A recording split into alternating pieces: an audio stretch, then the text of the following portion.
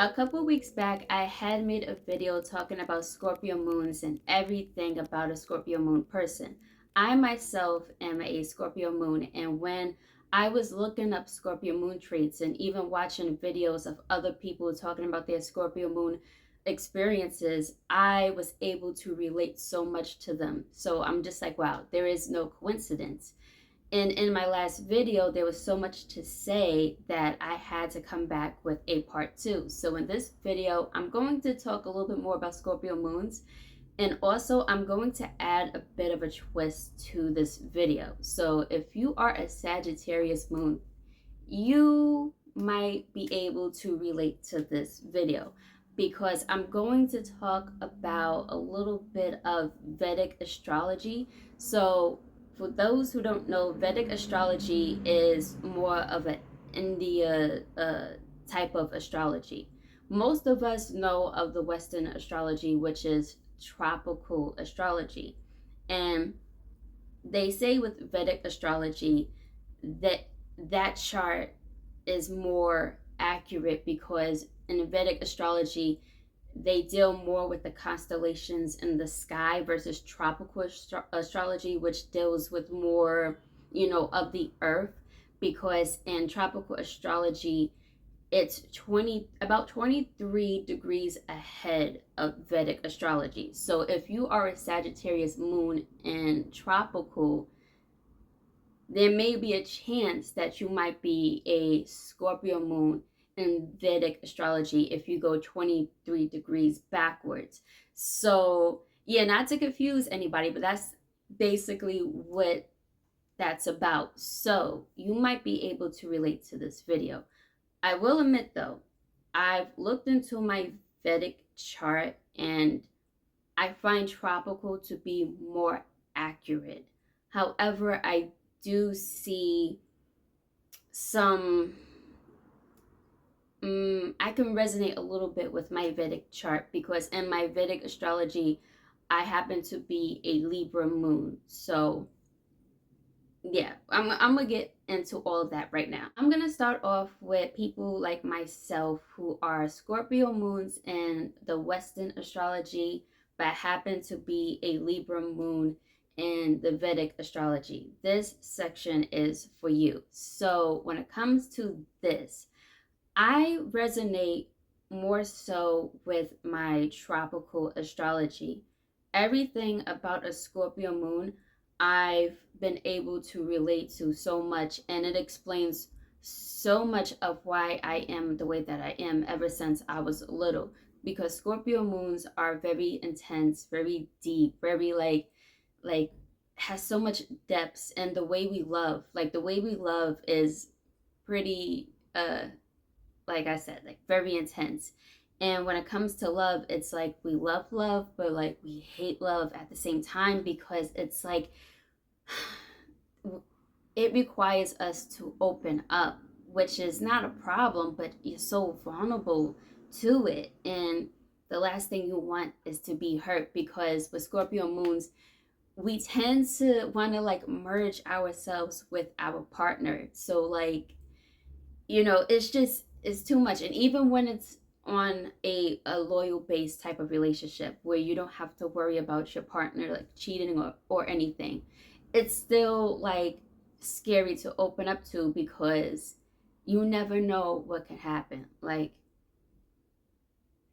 a death around the corner or something, knock on wood. But it's like it's the unknown when it comes to love. If you're a Scorpio moon, you know what I mean. So we are that intense, and also like we tend to be to ourselves. That we also have certain types of psychic abilities, and not everyone can understand that, or you're afraid to open up to that because people might find you crazy. So when it comes to moon signs, we tend to be this type of way behind closed doors or to the closest people to us. We don't really share this to the world. So the fact that I'm even making a video about this is like, ugh, I'm slowly opening up to it. So I'm able to relate to Scorpio moons, and also I find it so fascinating that they say people with Scorpio moons tend to have a mother who is a Scorpio, and my mom is a Scorpio, so it's pretty crazy. However, with Libra moons that Vedic astrology says that I am, it's not that I'm able to, I can't really relate, but I do have bits and pieces of Libra moon traits. So with my tropical astrology, I happen to be at 0 degrees of a Scorpio moon. So therefore, going 23 degrees backwards, I am a Libra moon. And they say with, it's a touchy, not a touchy, but it's one of these topics where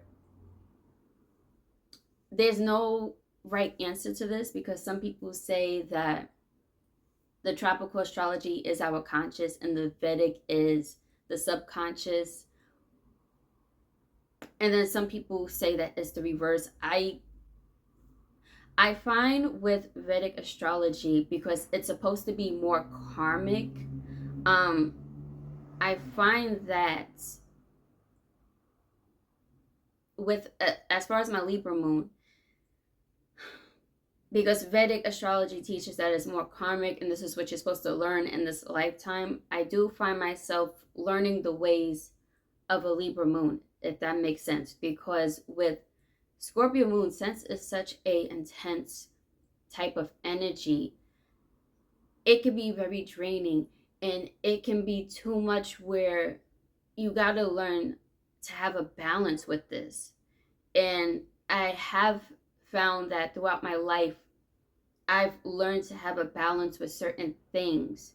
So what I'm interpreting is that I'm learning the ways of a Libra moon of having like balance and harmony.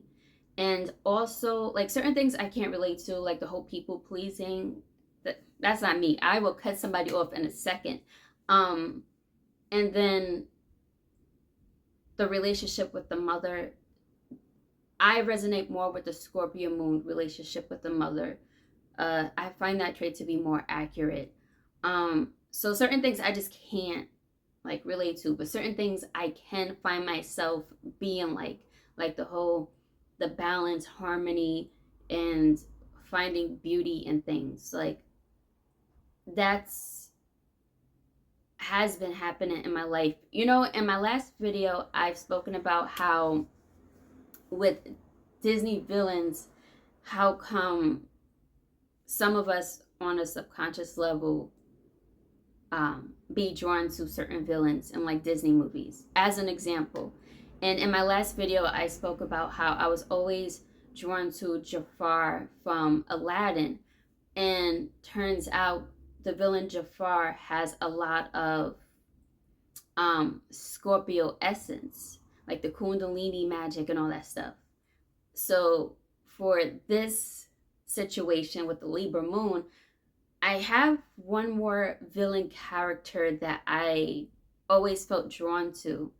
And that was, I believe the character's name was Shane Yu from Mulan. Now I'm going somewhere with this, not to go on a whole rant, but in the movie Mulan, the villain Jafar, his character, first of all, I find that his character he was like one of the best villains of all of the Disney franchise. Plus, he never sang anyway, so it gave more of that like serious nature of his character. But with this character, he has that mysterious, deep, dark Scorpio essence to him. But he was very strategic and he was very calculated. And that's a Libra moon trait to have. So it makes sense of why on a subconscious level I was drawn to a character like Shane Yu, because I do happen to be very strategic and calculated. I'm always thinking like 10 steps ahead and finding a balance to this chaos. So if you are a Scorpio moon in tropical astrology, but may just be a Libra moon in Vedic astrology, if you really sit back and think about it, maybe this might resonate with you. Maybe you are someone who is very deep, and it can get so chaotic that you had to find a balance to what is going on with you internally and how you navigate the world. You may be somebody who had to learn to be strategic, calculated, learning to have, like I said, a balance and harmony in certain avenues. So that resonates with you, then you might just be a Scorpio moon in tropical and a Libra moon in Vedic astrology. So yeah, it make, not that it doesn't make sense, but it makes sense at the same time. Like two things could be true at once. So yeah. So the next group is the Scorpio moons in tropical, but also a Scorpio moon in Vedic astrology. So for you guys, you are most likely at a degree in the tropical astrology, where if you go 20 degrees backwards, you're still in the Scorpio moon. So for this group, it's like with the Vedic astrology, you came back purposely as a Scorpio moon. So you are just meant to just keep going deeper and deeper into the depths of Scorpio energy. And, you know, at first I was going to say maybe because, you know, it could get too chaotic where you might just need to find a way to balance it out like a Libra moon.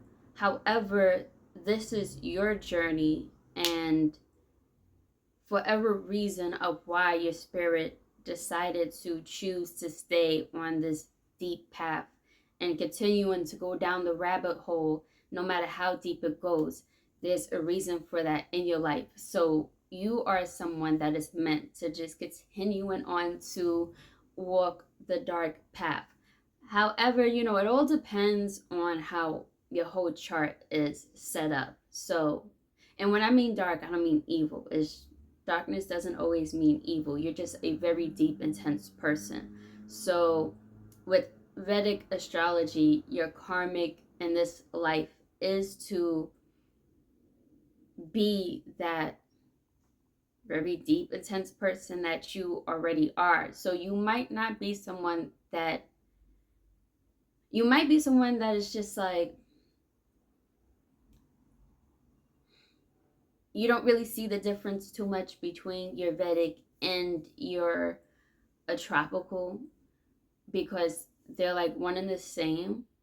And I can see that because with myself, not to go off topic, I'm a Taurus rising in tropical astrology, but I'm also a Taurus rising in Vedic astrology. So it's like double karmic, like this is what I'm supposed to be and learn.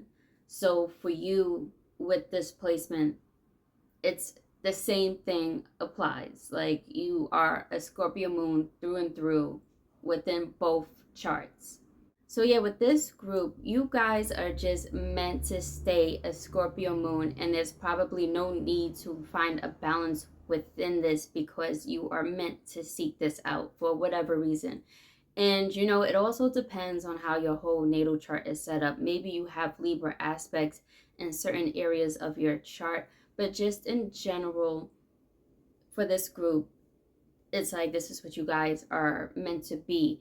And I bet when people are around you guys, and this goes for Scorpio moons in the whole spectrum, but for this group in particular, I bet when people are around you guys, it's like they find you to be way too much at times, and they always find you to be like your aura is just very intimidating, and whenever they're around you they always feel naked because it's like when you speak to them, it's like you see right through them. And when people feel vulnerable, they also feel naked. So they may find you to be very intimidated or very sexual, even when you're not trying to be. You know, this is all Scorpio moons are like this, but with this group in particular, it's like there's no turning off of this energy. So you're like this all the time. So yeah, that's very crazy. Well then. So for this next group, which is Sagittarius moons and tropical astrology, but you may just be a Scorpio moon in Vedic astrology, I hold you guys near and dear to my heart. Like, we are literally soulmates, and I'm going to explain that in a second.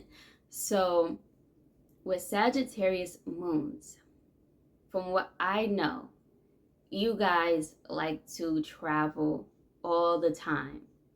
Y'all just can't stay still. And you guys are also the philosophers of like the zodiac. You may find yourself to be a teacher or some type of philosopher. You may find yourself to you always want to learn even from different cultures. You like studying different groups of people and the whole traveling and so on and so forth. However, and you guys also have that fiery energy because it's a fire sign. However, you may find that there's something deeper to yourself that you just cannot explain. And for some reason, you find yourself able to relate to Scorpio moons, even though you're not a Scorpio moon. And this could be it, because in Vedic astrology, you may just be a Scorpio moon. So you are someone that may have, since you are somebody that's like a philosopher, the traveling, studying different things, you may have found yourself dabbling into deeper stuff along your journey of studying different types of things. You may have stumbled across books that are like occult like, or you may have found deeper meanings to everything that you've learned, and there's something way more intense to this level, if that makes sense. Like learning different groups and finding similarities and differences and what is needed to create, I don't know, maybe like a balance or something. But you find that sometimes sometimes the darkness is needed. And you discover that through your findings of traveling and studying different groups and reading certain books. So maybe you are someone who also challenges religion, and you may have been the type of person where you grew up in a household where your parents are religious, or one of your parents is religious, and you want to challenge it, but either you've been silenced or you do not want to speak up about, like, I disagree with this, like, because with religious people, they tend to be very cult-like, and if you speak out against the family beliefs, you are outcasted. So that may have been your journey, and I can relate to this for a different, not that because I'm not a Sagittarius moon or anything. However, I do have Neptune and Uranus, or Uranus, however you want to pronounce that. I have those two planets in the ninth house. Now, the ninth house is a Sagittarius house. It's the house of philosophy and writers and traveling. And also my part of fortune is in the ninth house. And when it comes to my chart, a lot of it gears towards me being a writer. And I actually am a writer. So far, I got my first book out. I've written a darker version of a Cinderella story. And I created my own genre, which I call dark, esoteric, urban fiction. And I've thrown in a lot of my philosophies into my writings. And because of how I navigate of well, yes, because of how I navigate my ninth house energy, I can really relate to you guys. And also my eighth house, which is a Scorpio eighth house. My eighth house is in Sagittarius. So it's like when it's like you guys shine your light into my eighth house. And yeah, it's like, okay, to break that a little bit more down. Now, this is when synchronicities come into play. If I was to come across a person like a Sagittarius moon, but may have a Scorpio moon in the Vedic astrology, it's one of those things where you know how you meet somebody and y'all just click like that, and it's like something about this person, I can't explain it. That's most likely a synchronicity where it's like it's karmic or something like that, where there's something in your aura, in your chart, that blends really well with that person's chart. So for you guys, it's like your moon is my eighth house, and also how I navigate my ninth house is like how I can relate to you guys on this dark philosophy type of level. Not to confuse y'all, but I'm just saying, like, we here. We really here. So yeah, you guys are like the philosophers of the occult, and that's how I'm able to relate to you guys, because of my Sagittarius in the eighth house of occult, and my ninth house, which is originally Sagittarius, having Neptune and Uranus in there. So in my part of fortune. So that's how I'm able to like break it down to that, if it makes sense. So with that being said, there's always more things to talk about Scorpio moons, because it's a very intense sign. And when it comes to the layers of it, because there's never enough layers. It always keeps going deeper and deeper.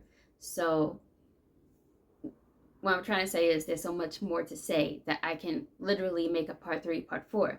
But I'm going to leave it right here for right now. But this is all I have on the Scorpio moons. And I hope this has helped anyone if you can relate to this. And yeah.